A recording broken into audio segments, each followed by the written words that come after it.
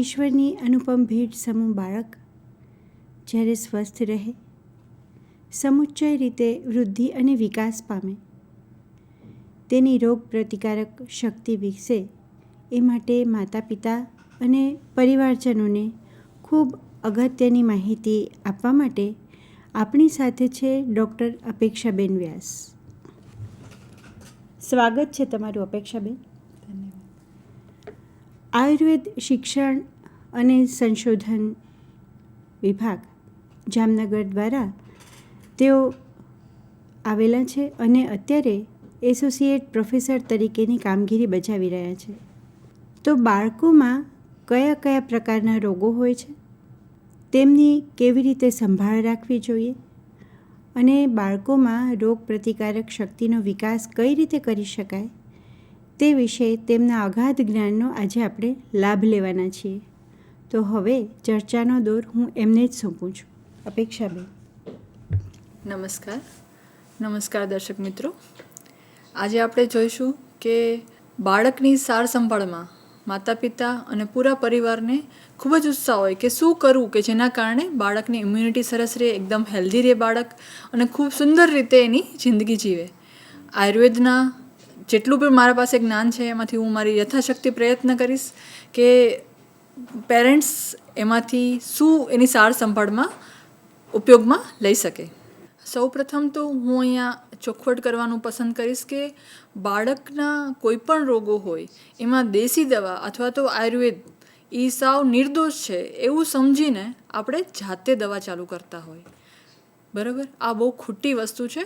કારણ કે આપણે ખ્યાલ નથી હોતો કે એ દવા બાળકના શરીરમાં જઈને શું ફાયદો કરશે અને શું નુકસાન કરશે.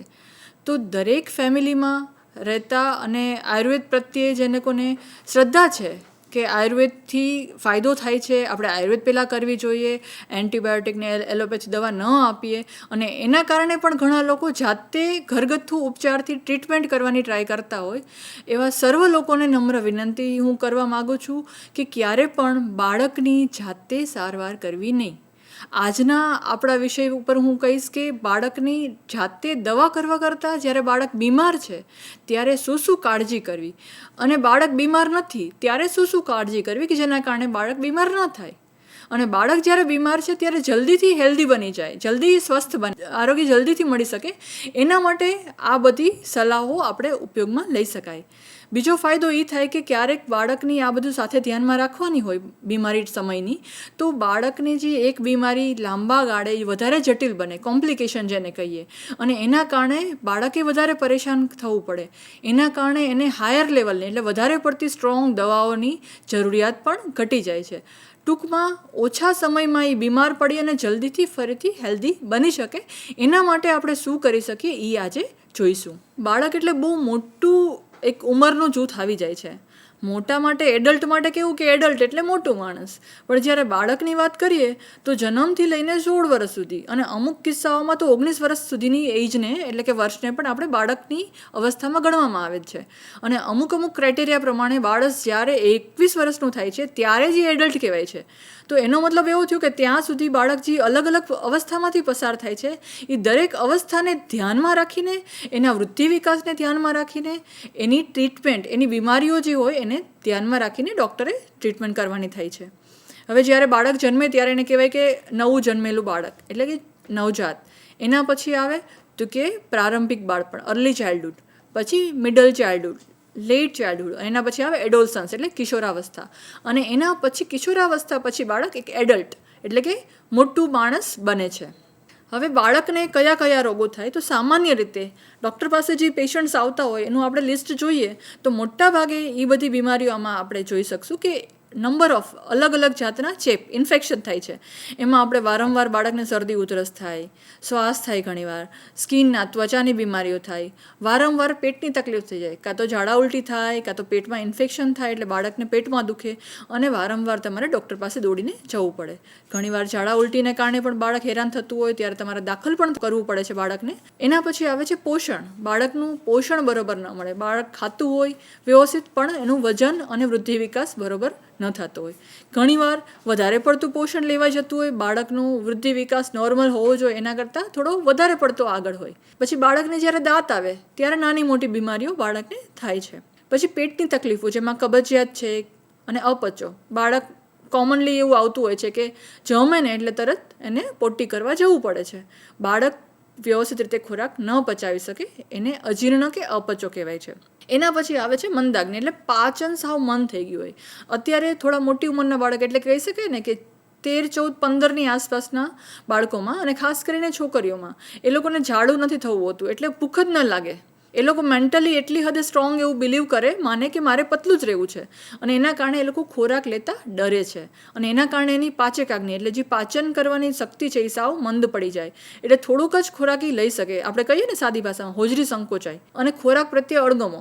બીજી વસ્તુ આપણે જોવામાં આવે છે અત્યારે રેરલી, એટલે કે અમુક જ બાળકને સામેથી ખાવાની ઈચ્છા થાય છે. પેરેન્ટ્સ મોટા ભાગે અમારા પાસે આવતા ભૂખ જ નથી લાગતી, કંઈ ખાતું જ નથી. તો એનું કારણ પણ આપણે જોઈશું કે એની કઈ કઈ રીતે સારવાર અને શું એના માટે જાણવું જરૂરી છે. એના પછી છે દ્રષ્ટિની સમસ્યાઓ, જોવાનું. ચશ્માના નંબર બાળકોમાં બહુ જ વધી ગયા છે. વધારે પડતું ટીવી જોવાય, મોબાઈલ અને અલગ અલગ ગેજેટ્સ, વિડીયો ગેમ વગેરે જોતા હોય તો કન્ટિન્યુઅસ એ લોકોને ડેવલપિંગ એટલે એ લોકો વિકાસ થાય છે, એ લોકોની દ્રષ્ટિ એટલે આંખનો પણ વિકાસ થતો હોય છે. આ દરમિયાન વધારે પડતું એક્સપોઝર જો એના સ્ક્રીન સાથે થાય તો એના કારણે એના લાંબા ગાળે ઘણા બધા નુકસાન થાય છે. એના પછી આવે છે ધ્યાન, બેધ્યાનપણું, અને એના કારણે થતી બીમારીઓ એટલે કે ADHD, ઓટિઝમ. આ બધી બીમારીઓ શરૂમાં આવી ત્યારે એમ થતું કે ના આપણા બાળકને ન થાય, એટલી કોમન નથી, પણ આ મોબાઈલે એ અશક્ય કામ શક્ય કરીને દેખાડ્યું છે. બાળક ટીવીમાં અને મોબાઈલમાં એટલું બધું પરોવાઈ જાય કે એને આસપાસની દુનિયાનું, ઘરનું, મમ્મી પપ્પાનું કાંઈ જ ધ્યાન નથી હોતું.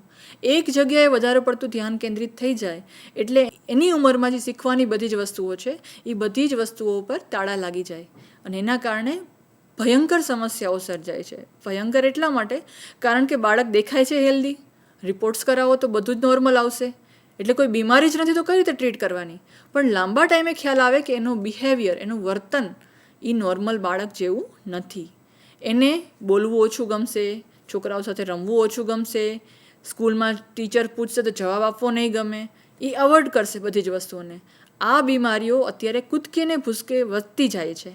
ઓટિઝમ અને ADHD આ બધી બીમારીની કોઈ પણ દવા નથી. એનો માત્ર ને માત્ર ઈલાજ એ છે કે આ બધી વસ્તુઓથી બાળકને યોગ્ય સમયે એક્સપોઝર આપવો અને લિમિટમાં યુઝ કરવો મોબાઈલ વગેરેનો.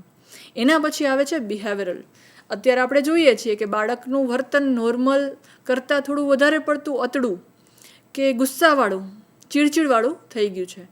લાંબા ગાળે આ ઇરિટેશન અને એનું મેન્ટલ જે બિહેવિયર છે એ એટલી હદે ઉલટું થાય છે કે એન્ટી સોશિયલ, ઉલટી કહેવાય ને કે અલગ રવાડે ચડી જાય છે. જે એને કરવું જોઈએ, સ્ટડી કરવું જોઈએ, સરસ રીતે રહેવું જોઈએ ફેમિલીમાં, એની બદલે એ અલગ જ રીતે વિકાસ થાય છે અને આડાઅવળા રવાડે ચડી એનું જિંદગી વિચિત્ર દિશામાં જતી રહે છે. જેને કહેવાય ને સમાજ માટે જે યોગ્ય નથી એવા બધા કામોમાં એ ઘૂસી જાય છે બાળક, અને પછી પાછું નથી આવી શકતું. એના પછી આવે છે શીખવાની અક્ષમતાઓ. બાળક સ્કૂલમાં જાય પણ એને લખવામાં, વાંચવામાં, સમજવામાં બીજા બાળકો કરતાં તકલીફ થાય છે. આ બધી જ વસ્તુઓ દેખાતી નથી પણ એને તકલીફ બહુ જ આપે છે, અને પેરેન્ટ્સ માટે અને ફેમિલી માટે બહુ ચેલેન્જિંગ બની જાય છે એને ટ્રીટ કરવી. હવે સૌપ્રથમ આપણે જોઈએ કે આ જે બધા રોગો થાય છે એમાં રોગ દરમિયાન શું ધ્યાન રાખવાનું. તો સૌથી પહેલાં આપણે જોઈએ ઇન્ફેક્શન. જ્યારે બાળકને વારંવાર ઇન્ફેક્શન લાગે ને ત્યારે સમજવાનું કે બાળકની ઇમ્યુનિટી ઓછી છે, અને આયુર્વેદ પ્રમાણે ઇમ્યુનિટી ઓછી હોય એટલે સીધું એનું આંગળી ચિંતાય પાચનતંત્ર ઉપર, એની અગ્નિ ઉપર. એની પાચન ક્ષમતા ઓછી છે. બાળક જે ખોરાક લે છે એનું વ્યવસ્થિત ખોરાકનું જે હેલ્ધી લોહી બનવું જોઈએ એ બનતું નથી. હવે હેલ્ધી ખોરાક લેવાય તો હેલ્ધી લોહી બને, અને હેલ્ધી લોહી એટલે સાદી ભાષામાં આપણે કહીએ ને કે એકદમ નકોર બોડી, આપણે સરસ શરીર રોગ વગરનું નિરોગી એવું હોય, એવી ઇમ્યુનિટી જેની સારી છે એને ઘડીકમાં રોગ થાય નહીં. તો એના માટે જ્યારે ઇન્ફેક્શન થાય ત્યારે બાળકને સૌથી પહેલાં પાણી ઉકાળીને આપવાનું, અને શક્ય હોય તો આદું અથવા તો સૂંઠવાળું ઉકાળીને ઠંડુ કરેલું પાણી પીવા માટે આપવું. એના પછી આવે છે ખોરાક જે હળવો હોય પાચવામાં, તેલવાળો, તળેલો એવો વધારે ભારે હોય એવો ખોરાક બીમાર હોય બાળક ત્યારે નહીં આપવાનો. અને ઇન્ફેક્શન બીજાને સ્પ્રેડ ન થાય એના માટે બધી સાવચેતી રાખવાની. એના પછી આપણે જોઈએ પોષણ સંદર્ભી જ્યારે તકલીફો હોય છે ત્યારે સૌથી પહેલું જરૂરી બની જાય છે કે આપણે ખોરાક કેવો લઈએ છીએ, ખોરાકની પસંદગી અને ખોરાકની આદતો. અત્યારે કેવું છે, બાળક ખાય છે પણ શું ખાય છે એને ખબર નથી, કારણ કે એને ખાતા કઈ રીતે શીખવું છે, એની સામે મોબાઈલ રાખો અને જમવામાં મમ્મી જમાડતી હોય, મોબાઈલ હટાવી લ્યો, જમવાનું બંધ. ટીવી અથવા મોબાઈલ ખોરાક દેવા માટેની અથવા તો જમાડવા માટેની એક અત્યંત અગત્યની જરૂરિયાત બની ગઈ છે. આ આદતને આપણે બને એટલી વહેલી બંધ કરવી જરૂરી બની જાય છે, કારણ કે ત્યાં સુધી બાળકને શું ખાય છે, એનો ટેસ્ટ કેવો છે અને એ ખોરાકને એન્જોય કરીને બાળક જે શીખે એ વસ્તુ શીખી જ નથી શકતું, કારણ કે એનું ધ્યાન બીજે હોય છે. આયુર્વેદ શું કહે છે કે તમે માઇન્ડફુલ, મનને પરોવીને ખોરાક ખાઓ. તમે જ્યારે જમતા હોય તો તમારું બધું જ ધ્યાન જમવામાં, એનો આનંદ લેવામાં અને એને ચાવી અને વ્યવસ્થિત પચાવવા તરફ હોવો જોઈએ. પણ બાળક જ્યારે શરૂઆતના મહત્ત્વના વર્ષો, જ્યારે અન્નપ્રાશન એટલે ખાવાની શરૂઆત કરે ત્યારથી લઈને બાળક સ્કૂલે જતું થાય ત્યારની આ સિસ્ટમમાંથી બહાર આવે તો એને ખબર પડે કે એને કયું શાક ખાધું છે, કયા શાકનો કેવો ટેસ્ટ હોય, તો એને ખ્યાલ આવે. એના માટે બધા પેરેન્ટ્સ, બધા ફેમિલી મેમ્બર્સે આ વસ્તુનું કેટલું નુકસાન થાય છે એ વિચારીને પોતાના બાળકને પોતાના ઘરમાં આ ફેરફાર વહેલી તકે લઈ આવો એવી હું ખાસ અહીંથી અપીલ કરું છું. એના પછી આવે છે દાંત સંબંધી. બાળક જ્યારે દાંત આવવાની ઉંમરમાંથી પસાર થતું હોય ત્યારે એને ઝાડા ઉલટી છે, વારંવાર શરદી ઉધરસ છે, તાવ આવે, આવી બધી સામાન્ય બીમારીઓ થાય છે. હાલાકી એટલું બધું વધારે નથી થતું કે તમારે એને વધારે એડમિટ કરવું પડે બાળકને કે દવા લેવી પડે, પણ તોય થાય છે. તો એ દરમિયાન આપણે શું ધ્યાનમાં રાખવાનું? તો બાળકને જ્યારે દાંત આવતા હોય ત્યારે એના પેઢા થોડા વધારે કડક થઈ જતા હોય અને ત્યારે ખંજવાળ આવે. દાંત જ્યારે ફૂટે છે પેઢામાંથી ત્યારે એ ખંજવાળ આવવી નોર્મલ છે. જેમ જેમ દાંત આવશે ત્યારે 2-3 દિવસ એને ખૂબ જ ખંજવાળ આવશે. એટલે બાળક શું કરશે? કાં હાથ નાખશે અને કાં તો કોઈ પણ રમકડા મોઢામાં નાખી અને ચાવ્યા કરશે કે જેના કારણે એને ખંજવાળમાં થોડું સારું લાગે. આના માટે આપણે સૌથી વધારે એ ધ્યાન રાખવાનું કે બાળક એ દરમિયાન જ્યારે દાંત આવવાનો પીરિયડ છે ત્યારે જે રમકડા રમે છે એ રમકડા અમુક લિમિટેડ રાખવાના, 8-10 રમકડા, અને દિવસમાં 2 વખત એને ગરમ પાણીમાં ઉકાળી, સાફ કરી, કોરા કરી અને પછી રમવા માટે આપવાના. ઉપરાંતમાં જે વસ્તુઓ અડે છે એની બધી વસ્તુઓની ચોખ્ખાઈ તરફ વધારે ધ્યાન રાખવાનું. અને ખોરાક પણ એવો આપવાનો કે જેના કારણે એને પેઢાને તકલીફ ઓછી થાય. લિક્વિડ વધારે હોય એ ટાઈપનો થોડો હળવો અને પોચો ખોરાક આપવાનો. એના પછી આવે છે પેટની સમસ્યાઓ જેવી કે કબજિયાત, અપચો. આ બધામાં પણ જરૂરી છે કે આપણે જે ખોરાક લઈએ છીએ બરોબર છે કે નહીં એ એકવાર પ્રશ્ન પૂછીએ. અને ખાસ કરીને એની આદતો, આપણે જમતા હોય ત્યારે બાળક પહેલાં આવે અને સીધું પહેલાં પાણી પી લે.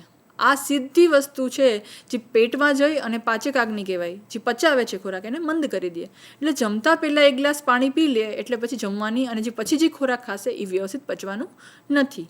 બીજી વસ્તુ, જમતી વખતે ટીવી મોબાઈલ ચાલુ હોય, જમીને પછી વાત કરવી જોઈએ, એની બદલે બાળક જમતી વખતે જ એની વાતો કરે. તો એવી આદત રાખવાની. પરિવારના લોકો જ્યારે સાથે જમતા હોય બધા બેસીને ત્યારે જરૂર પૂરતી જ વાતો કરે અને જરૂરિયાત મુજબનું જ બોલે. બીજી વાતો કરવાથી, હસવાથી આ બધામાં એનું માઇન્ડ ડાયવર્ટ થઈ જાય છે. એટલે જમવું એટલે એક સાવ નાની વસ્તુ નથી. આયુર્વેદમાં એવું કીધું છે, અન્ન વે પ્રાણ. ખોરાક છે એ પ્રાણ છે. આપણે ખોરાક વગર જીવી શકીએ નહીં. તો ખોરાકને જ્યારે પ્રાણની સંજ્ઞા આપેલી છે, પ્રાણ જેટલું મહત્ત્વ આપેલું છે, તો ખોરાક લેવાની એટલે કે જમવાની વિધિને સામાન્ય કેમ ગણવાની?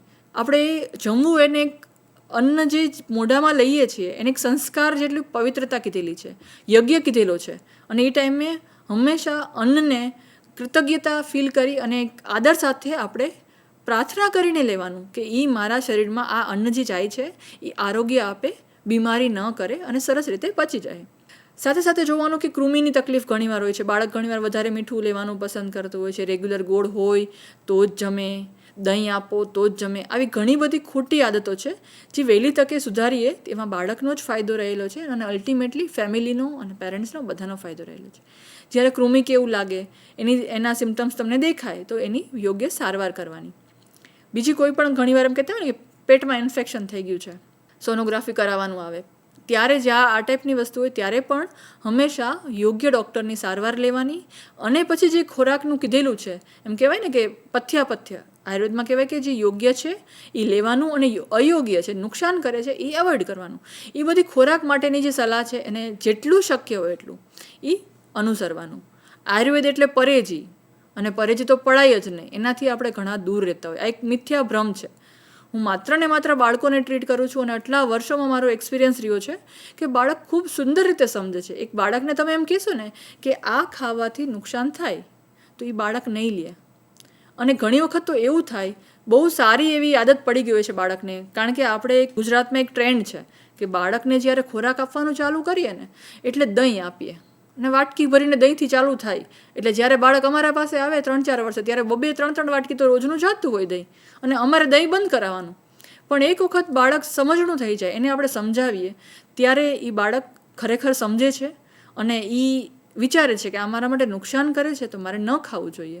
અને એનાથી સરપ્રાઇઝિંગલી મને તો એવા એક્સપિરિયન્સ થયા છે કે જ્યારે પેરેન્ટ્સ આવીને કે મેડમ એ તો નથી ખાતું, અમારા ઘરમાં બધાને બંધ કરાવી દીધું, કારણ કે બાળક સમજે છે કે આ નુકસાન કરે છે, એ વસ્તુ શું કામ ન થવી જોઈએ. તો એ પરિવારે સમજવાની જરૂર છે કે બાળક માટે એમ કહીએ કે તારા માટે આ નિયમ, ટીવી નહીં જોવાનું, એવું ન ચાલે. જમતી વખતે ટીવી નથી જોવાનું તો કોઈ પણ ટીવી નહીં જોવાનું. જમવાનો ટાઈમ એટલે ખાલી જમવાનો ટાઈમ. એવી સરસ રીતે આપણે જ્યારે જમવાની પદ્ધતિને રિસ્પેક્ટફુલી જ્યારે કન્સિડર કરશું તો ત્યારે ખરેખર આપણે જે હેલ્ધી ખોરાક છે, જેના માટે આપણે ઘણું બધું ખર્ચો કરીએ છીએ, આપણે કહીએ ને બધું શેના માટે કરીએ છીએ, ખાવા માટે, તો એ બધી વસ્તુ ત્યારે લેખે લાગે જ્યારે આપણે સરસ સ્વાસ્થ્ય મળે એ બધા ખોરાકથી.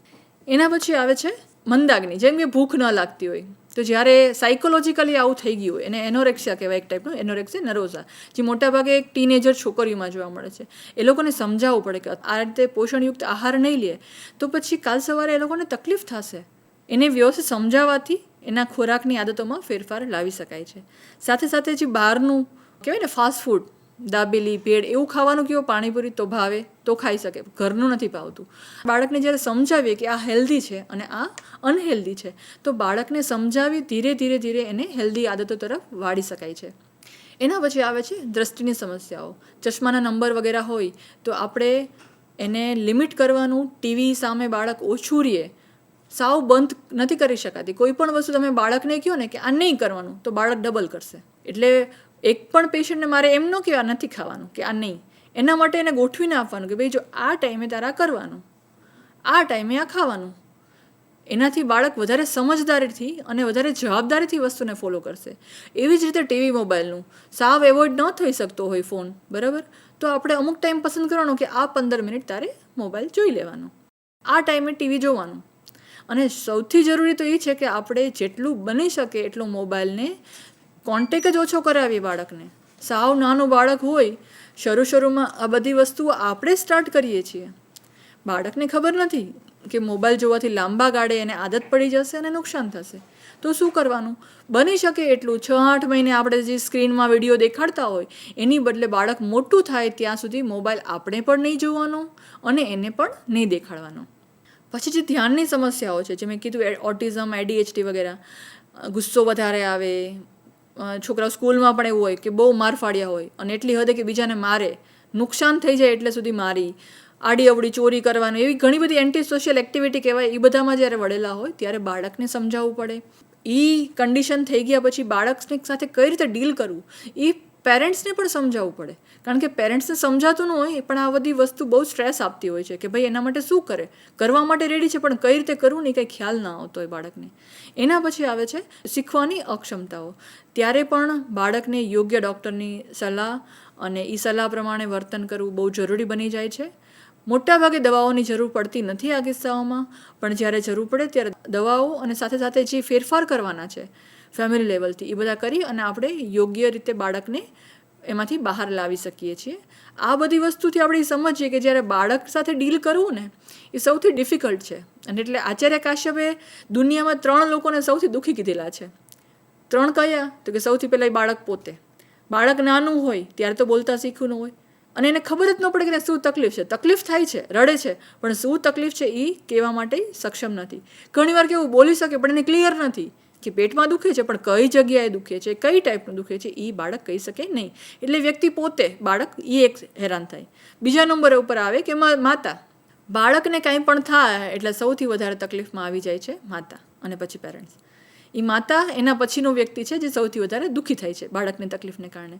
અને ત્રીજા નંબર ઉપર પેડિયાટ્રિશિયન એટલે કે બાળકના ડૉક્ટર, કારણ કે એને શું તકલીફ થાય છે એ ઇટસેલ્ફ ડાયગ્નોઝ કરવું, નિદાન કરવું જ તકલીફવાળું છે, બહુ ડિફિકલ્ટ થઈ જાય છે.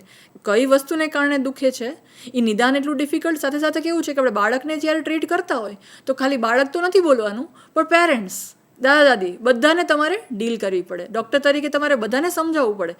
એટલે ટૂંકમાં આપણે કહેવાય કે મોટું માણસને ઠીક કરવું કે એની દવા કરવી સારી વસ્તુ છે કે તમે ખાલી માણસને ટ્રીટ કરો છો. અહીંયા કેવું છે કે એક બાળકની સાથે આખા કુટુંબ સાથે તમારે ડીલ કરવું પડે. એ લોકોના સવાલ જવાબ, એ લોકોની ક્વેરીઝ, એ બધું તમારે સરસ રીતે સમજાવવું પડે તાકી એ લોકો ફોલો કરી શકે.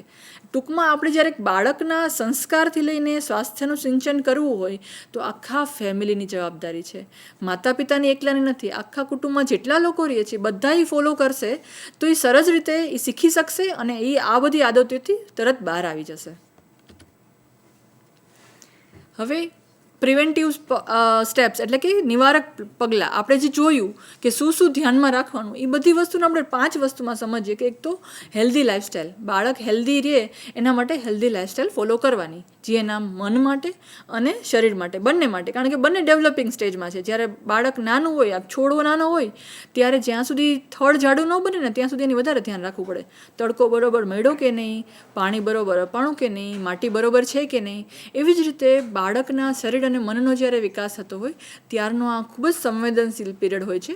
એના માટે આપણે બધાએ હેલ્ધી લાઇફસ્ટાઈલ ફોલો કરીએ તો એ જોઈને આપોઆપ શીખી જશે અને એને તકલીફ નહીં પડે. જ્યારે કાંઈ પણ બીમારી હશે, કાંઈ પણ કહેશે રોગ કે આ થયું છે ડૉક્ટરે કે આ કરવાનું છે, એ લોકો ખુશી ખુશી અપનાવશે. અમારા પાસે એવા ઢગલાબંધ પેશન્ટ છે કે જે લોકોને આયુર્વેદિક દવા લેવી ગમે છે, પરેજી પાડવી પણ ગમે છે, કારણ કે નાનપણથી એ લોકોને ખ્યાલ છે કે આ દવા તો જલ્દી ફાયદો કરે છે, દવા પણ મીઠી હોય છે અને થોડુંક આટલું ધ્યાન રાખવાથી આપણે જે 8-10 દિવસ માટે સાજા નથી થતા એની બદલે આપણે 3-4 દિવસમાં સાજા થઈ જાય છે. એના પછી આવે છે સૂવાનો અને ઉઠવાનો સમય. આ બહુ જરૂરી છે. અત્યારે આપણી જે લાઇફસ્ટાઈલ છે, આપણે મોડી રાત સુધી જાગ્યા કરીએ છીએ અને એના કારણે સવારે લેટ ઉઠીએ છીએ. સ્કૂલે વહેલું જવાનું હોય છતાં પણ બાળક કોમનલી સામાન્ય રીતે એવું કહે છે કે 11-12 વાગ્યા પહેલાં સૂતું જ નથી. તો હવે એમાં ખાલી બાળકનો એકનો વાંક નથી હોતો, આખા ફેમિલીનો વાંક હોય છે, કારણ કે 1-1.5 વાગ્યા સુધી બધાને જાગવાની આદત હોય છે. 10:30-11 વાગે જમવાનો ટાઈમ હોય, આમાં બાળક ક્યારે સૂવે? તો સૂવાની અને ઉઠવાની એક આદત છે, એને નાનપણથી હેલ્ધી આદત રાખવાની કે લાંબા ગાળે એના સ્વાસ્થ્ય ઉપરના જે નેગેટિવ છે નુકસાન એ એને ન ભોગવવું પડે. એના પછી આવે છે સ્વસ્થ ખોરાકની પસંદગી. હેલ્ધી શું છે અને અનહેલ્ધી શું છે. હેલ્ધી હોય એ જ ખાવું જોઈએ. એ નાનપણથી જો બાળકને આદત પાડશો તો પછી લાંબા ગાળે એને તકલીફો નહીં થાય અને લાંબા ગાળે ખોટી જે આદતો છે, બહારનું છે, બર્ગર વગેરે, પેસ્ટ્રી, પાઉં, પેકેટ ફૂડ, ચોકલેટ્સ, એ બધી વસ્તુને ઓછું પસંદ કરશે, કારણ કે નાનપણથી બાળકને ખ્યાલ છે કે આ સારું છે એના માટે અને આ સારું નથી. એવી જ રીતે ખાલી ખોરાક હેલ્ધી લેવો જરૂર નથી. હેલ્ધી ખોરાક કઈ રીતે લેવો, આયુર્વેદમાં એના ઉપર તો ખૂબ જ ઊંડાણથી કીધેલું છે. એવા 24 ફેક્ટર કીધેલા છે કે ખોરાક કેવો હોવો જોઈએ, કઈ રીતે લેવો, એનું ડિટેલમાં વર્ણન આપેલું છે. એમાં પણ આપણે જેટલું શક્ય હોય એટલું ધ્યાન આપીને આપણે જમીએ. એમાંય ખાસ કરીને અત્યારના સમય પ્રમાણે કે નો મોબાઈલ વગર અને ટીવી વગર જમતી વખતે ફૂડને, આપણા ખોરાકને એન્જોય કરીને જમતા બાળકને શીખવાડવું. આ તમે કરી લીધું એટલે તમારું 50% કામ પૂરું. એના પછી લાસ્ટ જે આવે છે ગેજેટ્સનો, એટલે કે electronics gadgets, video game, mobile વગેરે, એનો લિમિટેડ ઉપયોગ કરવો. અતિશય ઉપયોગ શરૂઆતમાં આપણે આપ્યું, પછી આપણે એમ થાય કે ના મારે કામ છે, સચવાઈ જશે. આપણે ખ્યાલ નથી કે લાંબા ગાળે એના ડેવલપિંગ બ્રેઇન, એનો મગજ હજી વિકસે છે, એનું મન હજી વિકસે છે. એ બધી વસ્તુઓના આ જે વિષયો પ્રોવાઈડ કરવામાં આવે છે એનું ખૂબ જ એટલે અતિશય ખૂબ જ રીતે નુકસાન થાય છે, એની આપણે માહિતી જ નથી.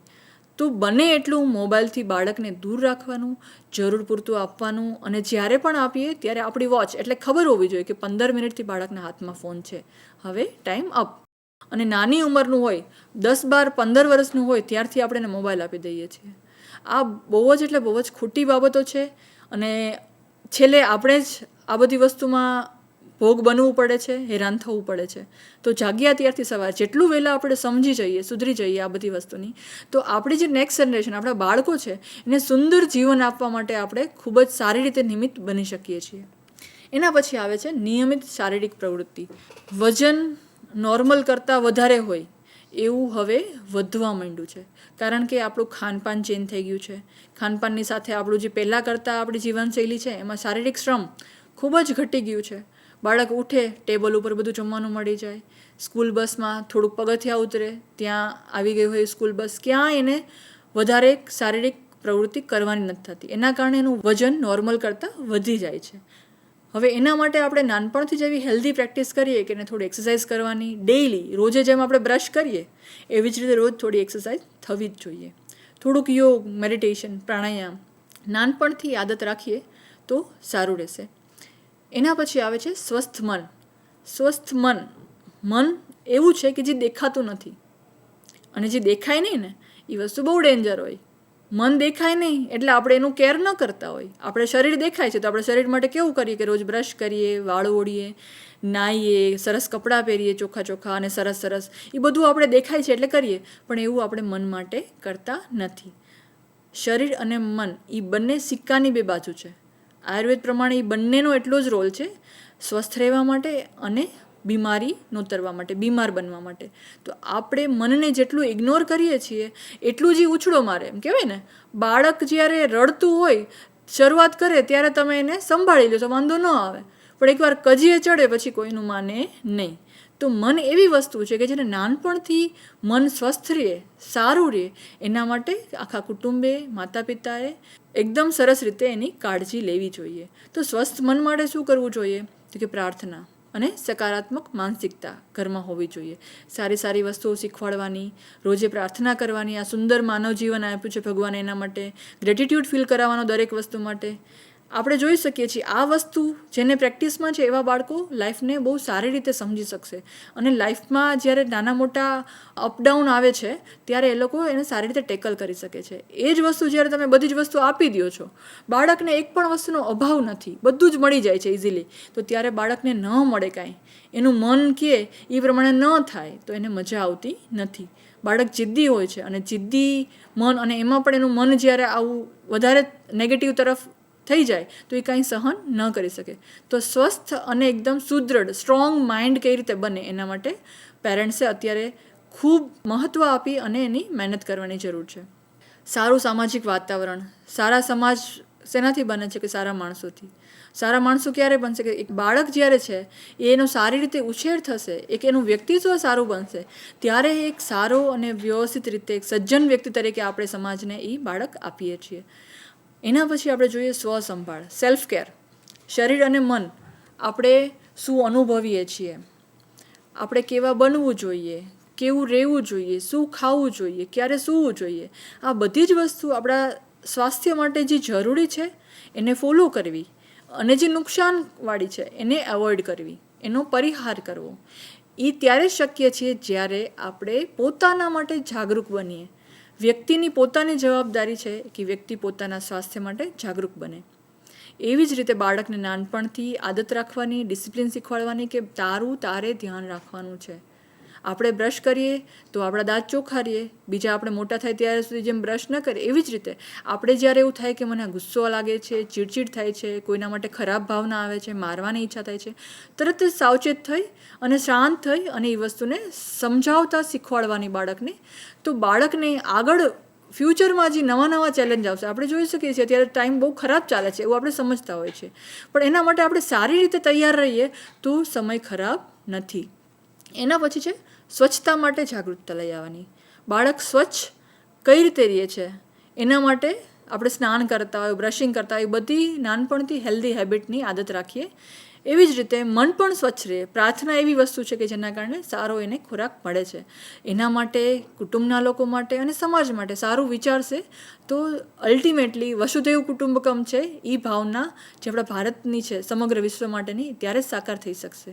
લાસ્ટલી એટલે કે છેલ્લી એક વાત કે નાના બાળક માટે જ્યારે આપણે જોયું કે ખોરાક એનો મુખ્ય શું છે તો કે માતાનું દૂધ. તો જ્યારે માતાનું દૂધ લે છે બાળક, એ દરમિયાન એ જો હેલ્ધી છે બાળક તો એના માટેનું કારણ પણ માતાનું દૂધ અને એની ક્વોલિટી જ છે, અને જ્યારે એ બીમાર છે તો એના માટે પણ કારણ એનું એ દૂધ જ છે. તો એના માટે એક માતાએ હેલ્ધી લાઈફસ્ટાઈલ દુગ્ધપાનનો જે ટાઈમ છે એ દરમિયાન માતાએ વ્યવસ્થિત રીતે જીવનશૈલી અપનાવવાની, જે નથી ખાવાનું, જે નુકસાન કરે એના માટે કે બાળક માટે એવોઇડ કરવું. અને એક્સક્લુઝિવ બ્રેસ્ટ ફીડિંગ આપણે બધા ફોલો કરે જ છે. સરકાર એના માટે ખૂબ સરસ રીતે પ્રયત્ન કરે છે અને મોટાભાગના લોકો આપણે બધું ફોલો કરીએ છીએ કે 6 મહિના સુધી કાંઈ જ નહીં. એમ આયુર્વેદ સ્ટ્રિક્ટલી માને છે કે 6 મહિના પહેલાં બાળકને માતાના દૂધ સિવાય કાંઈ ન જ આપવાનું.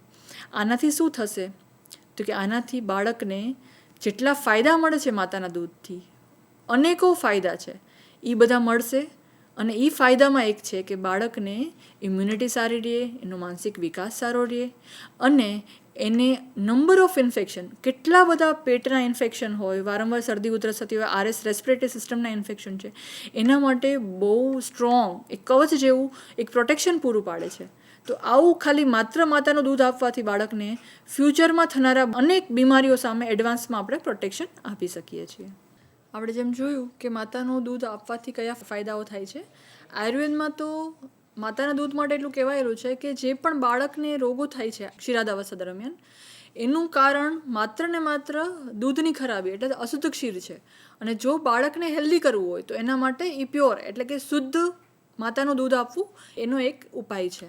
હવે ખોરાક માટે આપણે જોઈએ તો ખોરાક વિશે આપણે ખાલી હેલ્ધી ખોરાક લેવાથી હેલ્ધી નથી બની જતા. એના માટે શું શું ધ્યાનમાં રાખવાનું તો કે ખોરાકમાં શું શું લેવું, શું નહીં લેવું, કેવી રીતે લેવું, ક્યારે લેવું અને કઈ જગ્યાએ ક્યાં લેવું, આ બધી જ વસ્તુઓ આપણા પાચન ઉપર અને જે લીધેલો ખોરાક છે એ ફાયદો આપશે કે નહીં એ બધી બાબતો ઉપર આધાર રાખે છે. ખોરાક પછી આવે છે દિનચર્યા. બાળકને ઉઠે ત્યારથી લઈને સૂતી વખતે કયા ટાઈમે શું કરવું એનું વ્યવસ્થિત આયોજન કરી અને સપોર્ટ એ રીતે કરવાનો કે એ હેલ્ધી લાઈફસ્ટાઈલ નાનપણથી જ ફોલો કરી શકે. એના પછી આવે છે એક્સરસાઇઝ. એક્સરસાઇઝ વસ્તુ છે છૂટે છે એટલે પછી જ્યારે કરવાનું આવે ત્યારે તકલીફ થાય છે. બાળક અત્યારે 2-3 સીડી ચડે, હાફ ચડી જાય છે, દોડાદોડી કરે, પગ દુખવા માંડે. એટલે બાળકને કસરત, જેમ બ્રશ કર્યું, નાયા, એવી જ રીતે થોડો ટાઈમ કસરત માટે, ફિઝિકલ એક્ટિવિટી માટે આપવાનું. એના ઘણા બીજા બધા પણ ફાયદા છે જેના કારણે એને ટીમ બિલ્ડિંગની કેપેસિટીની અલગ અલગ ભાવનાઓ વિકસે છે, સાથે કઈ રીતે રહેવું, ઘણા બધા ફાયદાઓ છે જે સાથે રમત રમવામાં એક્સરસાઇઝ કરવાના બાળકને મળે છે. પ્રેયર્સ, કારણ કે એક સ્વસ્થ મન છે એ ખુશ મન છે. આયુર્વેદમાં આરોગ્યની જ્યારે વ્યાખ્યા આપવામાં આવેલી છે, હેલ્ધી વ્યક્તિ કોને કહેવાય તો એમાં શરૂઆતથી જ સ્વસ્થ વ્યક્તિ એ જ છે જે સુપ્રસન્ન મન છે. એનું મન છે ને એ ખુશ છે. મન ક્યારે ખુશ રહે? તમારું શરીર ખુશ રહે ત્યારે. બરાબર, આપણે ખબર છે આપણે બીમાર હોય ને તો મોઢું લટકાવીને બેઠા હોય, હસવાનું આવે તો પણ પરાણે હસતા હોય. તો બાળક અંદરથી જ જ્યારે ખુશી અનુભવે ત્યારે એ સમજવાનું કે એ બાળક ખુશ છે અને આરોગ્યવાળું છે, હેલ્ધી છે. પછી એને નાનપણથી આપણે વાકેફ કરવાનું કે આ વસ્તુ ખોટી છે, આ વસ્તુ સારી. જ્યારે એને ઈર્ષા થાય, બીજાનું ખરાબ કરવાની ભાવના આવે, ગુસ્સો થાય, નારાજ થાય, બરાબર, રિસાઈ જાય વધારે ટાઈમ સુધી અને વધારે પડતું જળ વલણ કરે કે ખાવું નથી ને આવું બધું કરવા માંડે, તેને સમજાવો બધા ખોટી લાગણી છે, અયોગ્ય લાગણી છે, જેના કારણે માણસે પોતે જ નુકસાન થાય છે. એ જ રીતે સારી લાગણીઓ, બીજાને કંઈક સારું કરીએ, ખુશ રહીએ, બીજાને ખુશી આપીએ, સપોર્ટ કરીએ, તો એ બધી સારી લાગણીઓ માટે એને વાકેફ કરવાનું. બાળક સાથે કેવો વ્યવહાર હોવો જોઈએ એ પણ આયુર્વેદમાં સરસ રીતે કીધું છે કે બાળકને એ રીતે પકડવું કે એને અકળાઈ ન જાય, દુખે નહીં, ધીમેથી અને સોફ્ટલી એને પકડવાનું. અચાનક જ એને ડરાવવાનું નહીં. જમતું ન હોય, ભૂખ લાગી પણ જમવું ન હોય ત્યારે ડરાવીએ ને કે જો ભૂત આવી જશે, અંધારાની માં આવશે, આ આવશે, એવા કોઈ પણ નામથી બાળકને ડરાવવું એને સ્ટ્રિક્ટલી આયુર્વેદમાં ના પાડેલી છે. કારણ કે બાળકના દિમાગમાં, બાળ માનસ ઉપર એ બધી વસ્તુની એક નેગેટિવ ઇમ્પેક્ટ થઈ જાય છે જેના કારણે એક ભય ડેવલપ થાય છે. એટલે ડેવલપિંગ માઇન્ડને બહુ નેગેટિવલી એ અસર કરે છે. એટલે હંમેશા એ વસ્તુનું ધ્યાન રાખવાનું. વધારે પડતું બેસાડવાનું નહીં, નાનું હોય ત્યારે એકલું બેસાડવાનું નહીં. આ બધી જ વસ્તુનું ધ્યાન રાખવાનું આયુર્વેદમાં કીધેલું છે. જેમ કીધું એ પ્રમાણે નિયમ બધા અનુસરવાના. પ્રાર્થના, ઊંઘને પણ એટલું જ જરૂરી છે. બાળક અત્યારે રાત્રે લેટ સૂવે છે પણ સવારે 6 વાગે તો ઉઠી જવું પડે, સ્કૂલ હોય, એના કારણે બાળક સ્કૂલે વ્યવસ્થિત ફોકસ નથી કરી શકતું, એને ભણવામાં કંટાળો આવે, ઘણીવાર સ્કૂલે સૂઈ જાય. આ બધાથી એનું મન છે એ સ્વસ્થ નથી રહેતું. એટલે આપણે એને ડિસિપ્લિન અને ખાસ કરીને સવારે ઉઠવાનો ટાઈમ અને રાત્રે વહેલા સૂવાનો. આપણે આપણી સંસ્કૃતિમાં કીધેલું જ છે બધું, પહેલું સુખ તે જાતે નર્યા, નાનપણથી ભણવામાં આવે છે. એ એટલું જ જરૂરી છે અત્યારના સમયમાં. માનસિક બીમારીઓનું બહુ પ્રમાણ અત્યારે વધવા માંડ્યું છે બાળકો માટે. એના માટે નાનપણથી જ એને હેલ્ધી માઇન્ડ છે કે નહીં આપણે ચેક કરી એને સપોર્ટ કરવાનું, એનું માનસિક સ્વાસ્થ્ય સારું રહે એ પ્રમાણે એને પૂરું વાતાવરણ પ્રોવાઈડ કરવાનું. અને એને 3 વસ્તુ માટે ખાસ શીખવાડવાનું નાનપણથી કે એ 3 Cને એનાથી અવોઇડ કરવાના. કઈ રીતે? થોડુંક બાળક સમજે છે ને, એટલે રોજના પ્રોબ્લેમ હોય, સ્કૂલે જતા હોય ને એટલે આવીને એની ચીક ચીક ચીક ચીક, આ કંટાળો, અને આ કર્યું, તો એને નાનપણથી શીખવાડવાનું કે કોઈ પણની કમ્પેરિઝન નહીં કરવાનું. દરેક બાળક સ્પેશિયલ છે, દરેક વ્યક્તિ સ્પેશિયલ છે, કારણ કે આપણે ભગવાને બનાવેલા છે, તો એને રિસ્પેક્ટ આપવાનું. એટલે કમ્પેરિઝન નહીં કરવાનું. બીજું છે ક્રિટિસાઇઝ, કોઈને ટીકા નહીં કરવાની, કોઈની ખરાબ બોલવાનું, કોઈને કંઈક ખરાબ કહેવાનું, એવું નહીં કરવાનું. અને નાની નાની વાતોમાં કમ્પ્લેન નહીં કરવાનું. નાનપણથી જ્યારે આ 3 વસ્તુને એવોઇડ કરતા અને સરસ રીતે સામંજસ્ય બનાવતા શીખવશે ને બાળક, એટલે એ બાળક ખૂબ જ સુંદર રીતે એનું વ્યક્તિત્વ બનાવી શકશે. નાના બાળકને અત્યારે કંટાળો આવે, મોબાઈલ લઈ લ્યો ને એટલે એમ કે કંટાળો આવે છે. એના માટે એક વાક્ય બનાવ્યું છે, પેશન્ટને કહેવાનું, નાનું બાળક હોય ને કહીએ, એને ખ્યાલ હોય કે સ્ટ્રોંગ એટલે સારું અને વીક એટલે ખરાબ. કંટાળો તો કાયરને આવે, કાયર વ્યક્તિને કંટાળો આવે તો એને ખ્યાલ આવશે કે ના ના, મને તો કંટાળો ન આવવો જોઈએ, મને તો નાની નાની વસ્તુઓ કરવી, નવી નવી પ્રવૃત્તિઓમાં રસથી કરવાના મજા આવવી જોઈએ, એન્જોય કરવી જોઈએ લાઈફને. એવી જ રીતે ગુસ્સો, અત્યારથી એટલા ગુસ્સો કરે, ફોન લઈ લ્યો એટલે બસ આખું ઘર માથે લે, કંઈ તોડી ફોડી નાખે, એટલે એમ કે ના ના, એના કરતાં દઈ દો ને. આવી અત્યારે સિચ્યુએશન ક્રિએટ થઈ છે. એટલે ગુસ્સો કરવો, નાનપણથી એને સમજાવું કે બાળક ગુસ્સો કરશે ને તો એની જીદ પૂરી નહીં થાય. ગુસ્સો કર્યો એટલે પોતાનું જ નુકસાન થશે. આ વસ્તુને જેટલું નાનપણથી સમજતું કરીએ બાળકને, એટલું આખા સમાજ માટે બહુ જરૂરી છે આ વસ્તુ, અને એને બધાનું હિત સમાયેલું છે. લાઇફસ્ટાઇલ ડિસઓર્ડર, આપણે જે કીધું, નાનપણમાં જ અત્યારે વજન વધવાના અને બધા બીમારીઓ વધતી જાય છે, બરાબર. એના માટે જરૂરી છે કે બાળક ખોરાક માટે અને એની લાઇફસ્ટાઇલ માટે સજાગ બને.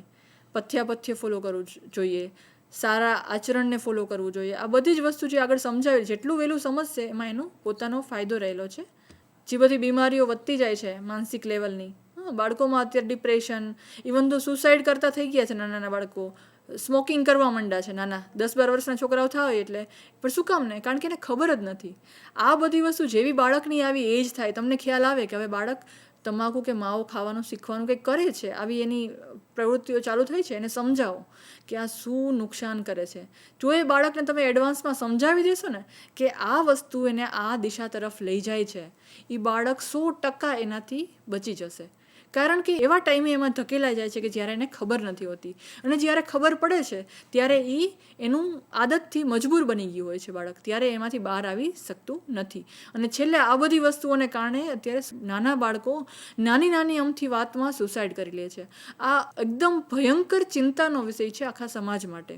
તો આપણે આપણી નેક્સ્ટ જનરેશન, નાના બાળકો, ભૂલકાઓ, એના માટે જેટલું બી સારું કરવું હોય, એના માટે અત્યારે એના સ્વાસ્થ્ય માટે અને એના સ્વસ્થ મન માટે વિચારવું, એના યોગ્ય પગલાં લેવા, એક બહુ સુંદર અને સારી દિશામાં એક સમાજનું એક સોપાન રહેશે, એવું મારું કહેવાનું થાય છે.